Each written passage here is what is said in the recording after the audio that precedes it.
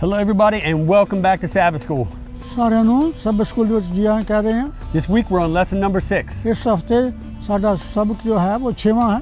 The title for this week is Finding Rest in Family Ties. ਔਰ ਇਸ ਹਫਤੇ ਅਸੀਂ ਸਿੱਖਾਂਗੇ ਕਿ ਘਰ ਦੇ ਵਿੱਚ ਚਿੰਤਾ ਤੋਂ ਦੂਰ ਕਿਸ ਤਰ੍ਹਾਂ ਰਹਿਣਾ ਹੈ। So this week we're going to take a look at a Bible character named Joseph. ਔਰ ਇਸ ਹਫਤੇ ਅਸੀਂ ਯੂਸਫ ਦੇ ਖਾਨਦਾਨ ਬਾਰੇ ਸਿੱਖਾਂਗੇ। We're going to take a look at his family. ਔਰ ਦੇਖਾਂਗੇ ਕਿ ਉਸ ਦੇ ਪਰਿਵਾਰ ਦੇ ਬਾਰੇ। And we're going to take a look at what type of influence they had over him. ਔਰ ਅਸੀਂ ਦੇਖਾਂਗੇ ਕਿ ਯੂਸਫ ਦੇ ਪਰਿਵਾਰ ਦਾ ਉਹਦੇ ਉੱਤੇ ਕਿਸ ਤਰ੍ਹਾਂ ਦਾ ਪ੍ਰਭਾਵ ਪਿਆ। For good or for bad. ਕਿਸ ਤਰ੍ਹਾਂ ਦਾ ਪ੍ਰਭਾਵ ਸੀ, ਬੁਰਾ ਸੀ ਜਾਂ ਚੰਗਾ ਸੀ। Okay, so the lesson points out that Joseph was born in what they call a dysfunctional family. ਔਰ ਉੱਥੇ ਦੇਖਾਂਗੇ ਕਿ ਇਹ ਕਹਾਣੀ ਦੱਸਦੀ ਆ ਕਿ ਉਸ ਦਾ ਪਰਿਵਾਰ ਜਿਹੜਾ ਸੀ ਕੋਈ ਅੱਛਾ ਪਰਿਵਾਰ ਨਹੀਂ ਸੀ। See, when you hear the word dysfunctional, that suggests that the item that we're talking about actually is supposed to be functional. ਔਰ ਇਸ ਤੇ ਦੇਖਦੇ ਹਾਂ ਕਿ ਜਦੋਂ ਕਹਿੰਦੇ ਕੋਈ ਬੁਰਾ ਅਸਰ ਸੀ, ਉਹਦਾ ਮਤਲਬ ਇਹ ਸੀ ਕਿ ਉਹ ਅੱਛੇ ਢੰਗ ਦਾ ਅਸਰ ਨਹੀਂ ਸੀ। Well, since we're talking about the family, that means that the family must actually have a function.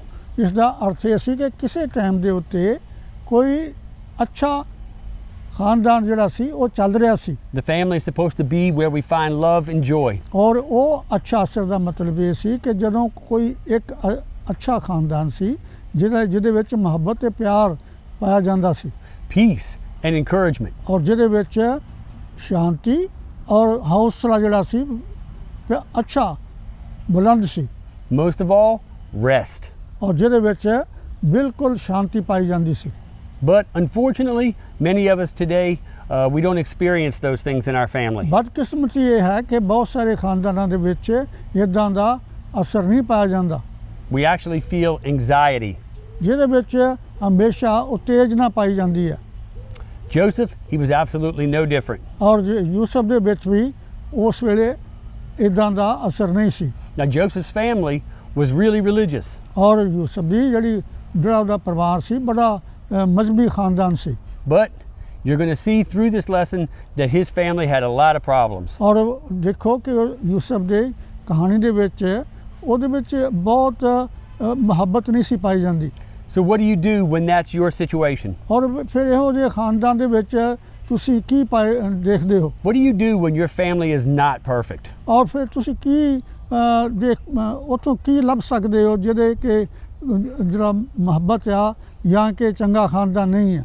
And what do you do when things go wrong and you have to start your life all over again? ਔਰ ਫਿਰ ਤੁਸੀਂ ਕੀ ਦੇਖੋ ਕੀ ਲੱਭ ਸਕਦੇ ਹੋ ਕਿ ਜਦੋਂ ਤੁਸੀਂ ਇੱਕ ਅੱਛਾ ਖਾਨਦਾਨ ਨਹੀਂ ਆ ਤੇ ਉਹਨੂੰ ਫਿਰ ਦੁਬਾਰਾ ਉਹਨੂੰ ਦੁਹਰਾਉਣਾ ਪਏਗਾ ਜਾਂ ਖਾਨਦਾਨ ਮੁੜ ਕੇ ਉਹਨੂੰ ਠੀਕ ਕਰਨਾ ਚਾਹੀਦਾ? What do you do if at one point in time in your life you have a lot of status but then you become a nobody? ਔਰ ਫਿਰ ਕੀ ਕਰੋਗੇ ਜਦੋਂ ਕਿ ਇੱਕ ਤੁਹਾਡਾ ਖਾਨਦਾਨ ਕਿਸੇ ਵੇਲੇ ਬਹੁਤ ਬੁਲੰਦ ਸੀ ਔਰ ਫਿਰ ਉਹ ਥੱਲੇ ਡਿੱਗ ਪਿਆ ਹੋਵੇ?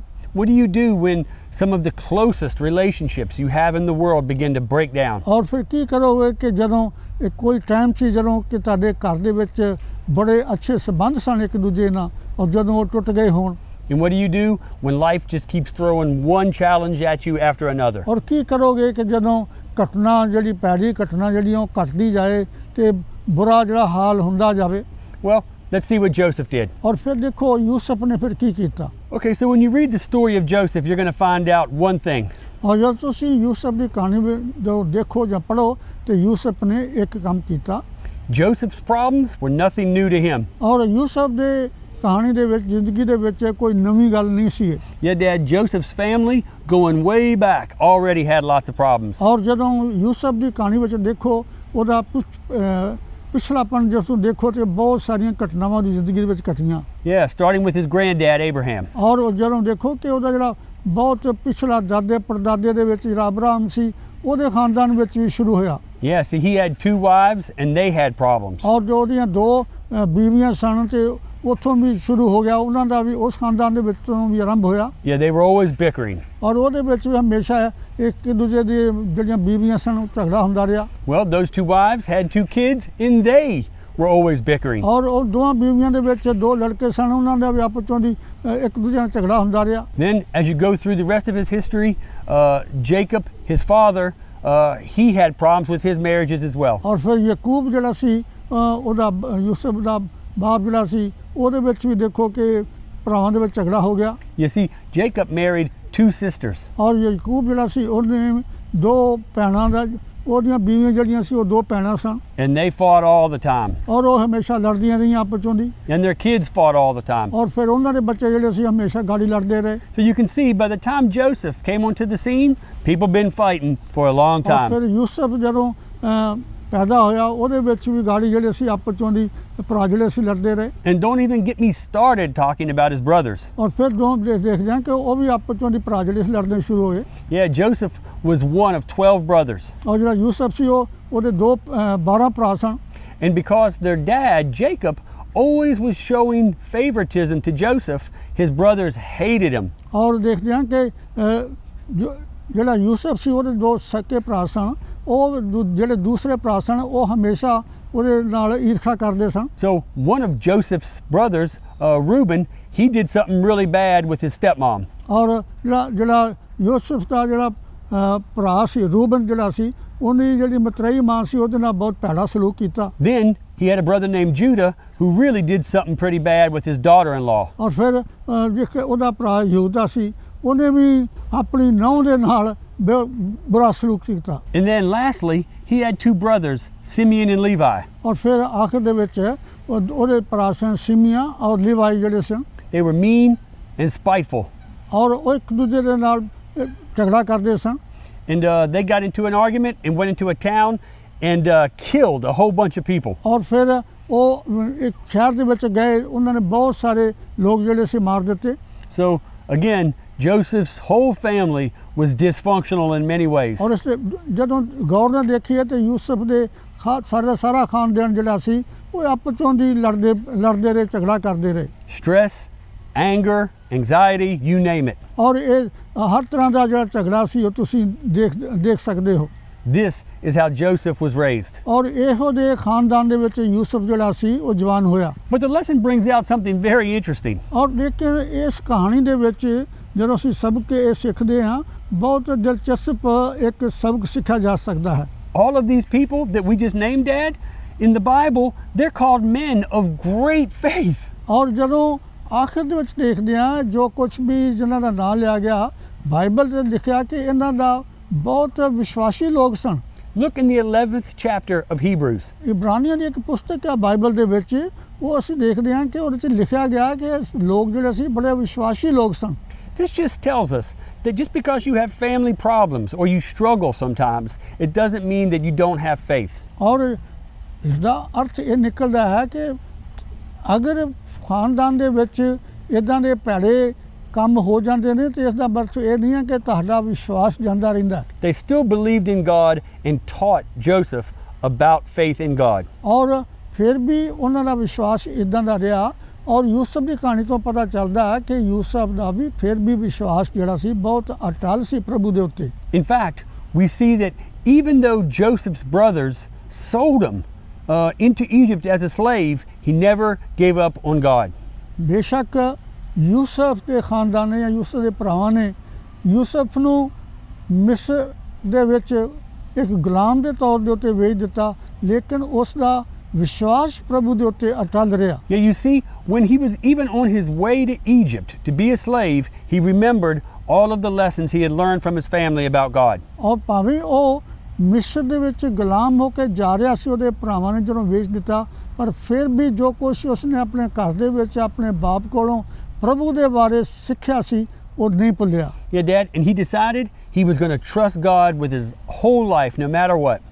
ਔਰ ਉਸਨੇ ਇਹ ਸਿੱਖ ਲਿਆ ਸੀ ਆਪਣੇ ਪਿਤਾ ਦੇ ਕੋਲੋਂ ਕਿ ਭਾਵੇਂ ਕੁਛ ਵੀ ਹੋਏ ਉਹਦਾ ਵਿਸ਼ਵਾਸ ਪ੍ਰਭੂ ਦੇ ਉੱਤੇ ਅਟਲ ਰਹੇਗਾ। And that decision to trust God impacted the rest of his life. ਉਹ ਫੈਸਲਾ ਜੋ ਕਿ ਪ੍ਰਭੂ ਦੇ ਉੱਤੇ ਉਸਨੇ ਵਿਸ਼ਵਾਸ ਦੇ ਉੱਤੇ ਕਰਨ ਉਹ ਫੈਸਲਾ ਜੋ ਉਸਨੇ ਪ੍ਰਭੂ ਦੇ ਉੱਤੇ ਵਿਸ਼ਵਾਸ ਕਰਨ ਵਾਸਤੇ ਕੀਤਾ ਸੀ ਉਸ ਦਾ ਅਸਰ ਉਸ ਦੀ ਉਮਰ ਦੇ ਵਿੱਚ ਹਮੇਸ਼ਾ ਅਸਰ ਕਰਦਾ ਰਿਹਾ।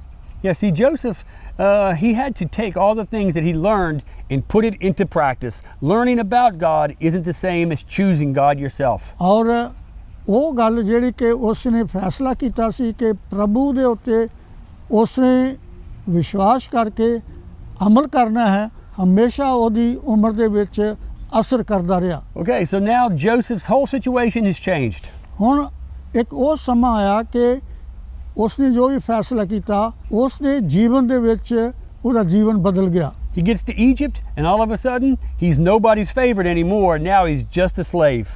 ਔਰ ਜਦੋਂ ਉਹ ਮਿਸਰ ਦੇ ਵਿੱਚ ਪਹੁੰਚਿਆ ਤੇ ਉਹਦੀ ਕੋਈ ਮਹਾਨਤਾ ਨਹੀਂ ਸੀ, ਉਹ ਇੱਕ ਸਿਰਫ ਗੁਲਾਮ ਬਣ ਗਿਆ। Now this could really affect a person's feelings, right? ਔਰ ਤੁਸੀਂ ਦੇਖ ਸਕਦੇ ਹੋ ਕਿ ਜਦੋਂ ਉਹ ਗੁਲਾਮ ਬਣ ਗਿਆ ਤੇ ਉਸ ਹਾਲਤ ਦੇ ਵਿੱਚ ਹਰ ਇਨਸਾਨ ਦੀ ਜੋ ਕਿ ਉਹਦੀ ਸੋਚ ਵਿਚਾਰ ਆ ਬਦਲ ਸਕਦੀ ਹੈ। It not only affects the way a person might feel about others, but it can affect the way you feel about yourself.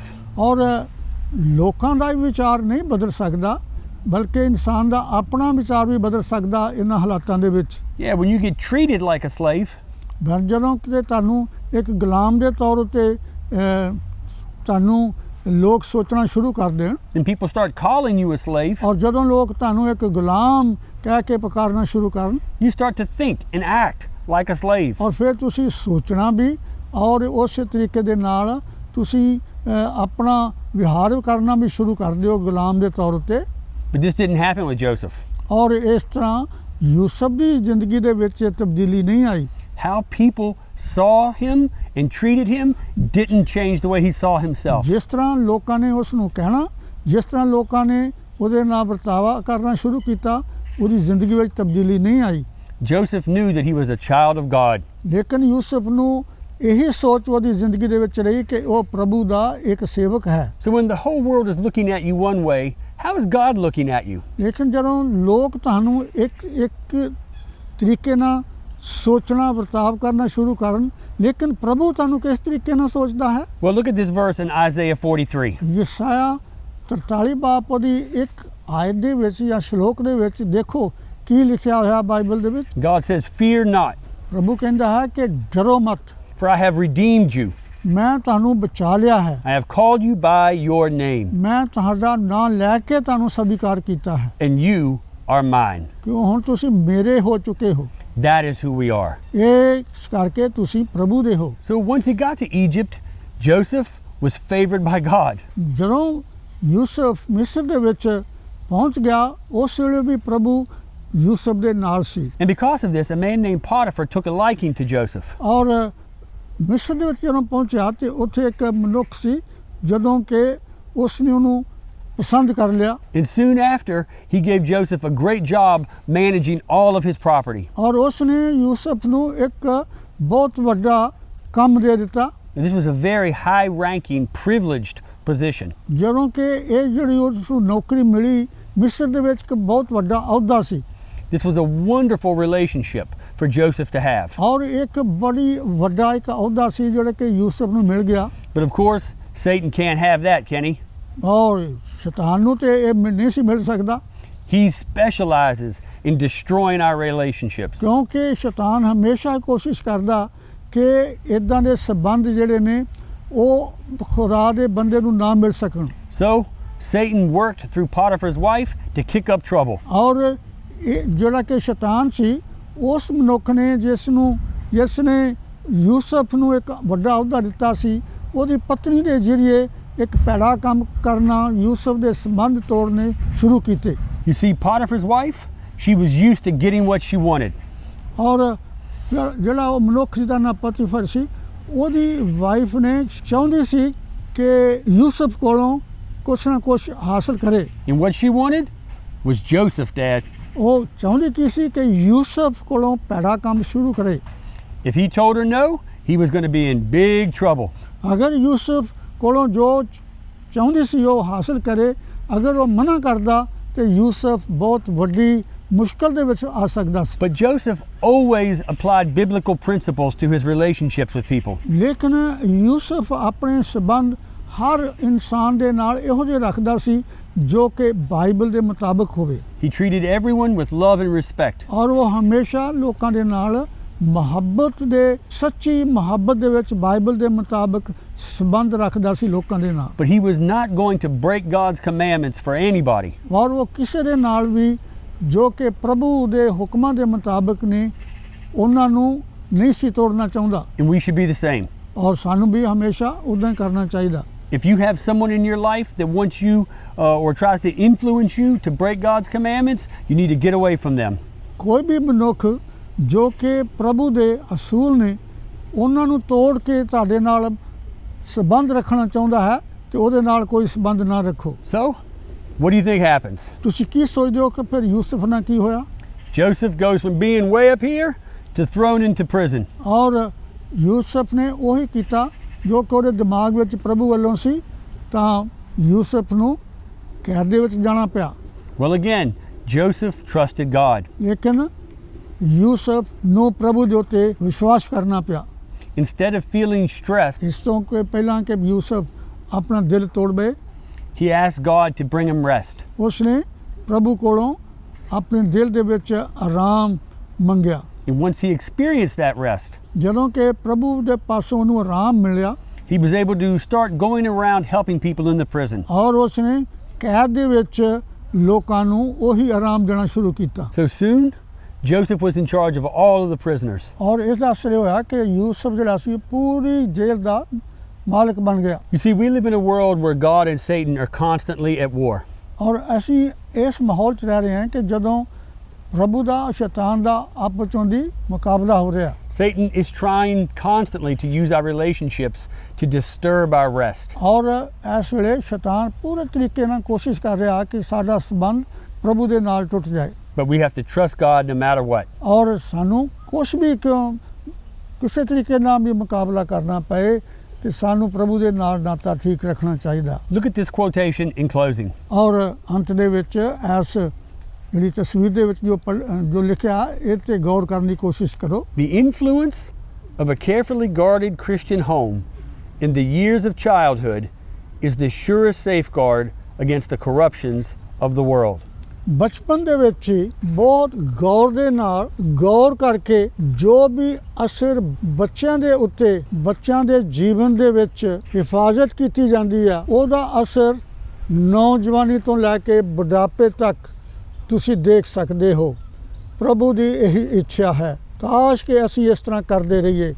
ਉਹਦਾ ਨਤੀਜਾ ਅਸੀਂ ਆਉਣ ਵਾਲੇ ਅੰਤ ਦੇ ਸਮੇਂ ਤੱਕ ਦੇਖ ਸਕਦੇ ਹਾਂ। In this atmosphere, the children will learn to love both their parents and their God. ਔਰ ਇਸੇ ਤਰੀਕੇ ਨਾਲ ਮਾਂ-ਬਾਪ ਵੀ ਦੇਖ ਸਕਦੇ ਨੇ ਆਪਣੀ ਉਮਰ ਦੇ ਵਿੱਚ ਕਿ ਬੱਚੇ ਮਾਂ-ਬਾਪ ਦੀ ਔਰ ਪ੍ਰਭੂ ਦੀ ਵੀ ਇੱਛਾ ਔਰ ਇੱਜ਼ਤ ਦਾ ਨਤੀਜਾ ਆਪਣੇ ਜੀਵਨ ਦੇ ਵਿੱਚ। So that brings us to the end of this week's lesson. ਔਰ ਇਸ ਹਫਤੇ ਦਾ ਅੰਤ ਜੋ ਹੈ ਆ ਚੁੱਕਾ ਹੈ। Me and my dad look forward to seeing you back again next week for lesson number 7. ਔਰ ਫਿਰ ਅਗਲੇ ਹਫਤੇ ਅਸੀਂ ਦੇਖਾਂਗੇ ਲੈਸਨ ਨੰਬਰ 7ਵਾਂ। Now, my dad's going to pray for you. ਹੁਣ ਅਸੀਂ ਮਿਲ ਕੇ ਪ੍ਰਾਰਥਨਾ ਕਰਾਂਗੇ। ਸਰਵਸ਼ਕਤੀਮਾਨ ਪ੍ਰਭੂ, ਅਸੀਂ ਤੁਹਾਡਾ ਧੰਨਵਾਦ ਕਰਦੇ ਹਾਂ ਅੱਜ ਦੇ ਸਬਕ ਵਾਸਤੇ, ਔਰ ਸਾਨੂੰ ਸ਼ਕਤੀ ਔਰ ਉਹ ਦਿਲ ਦਿਓ ਜਿਹਦੇ ਨਾਲ ਅਸੀਂ ਤੁਹਾਡੇ ਹੁਕਮਾਂ ਦੇ ਉੱਤੇ ਅਮਲ ਕਰਦੇ ਹੋਏ ਆਪਣੇ ਬੱਚਿਆਂ ਵਾਸਤੇ ਔਰ ਆਪਣੇ ਸਾਥੀਆਂ ਵਾਸਤੇ ਹਮੇਸ਼ਾ ਪ੍ਰਾਰਥਨਾ ਕਰਦੇ ਰਹੀਏ ਔਰ ਤੁਹਾਡੇ ਤੋਂ ਸ਼ਕਤੀ ਹਾਸਲ ਕਰਦੇ ਰਹੀਏ। ਪ੍ਰਭੂ ਯਿਸੂ ਮਸੀਹ ਦੇ ਨਾਮ ਤੇ ਆਮੀਨ। Amen. ਆਮੀਨ।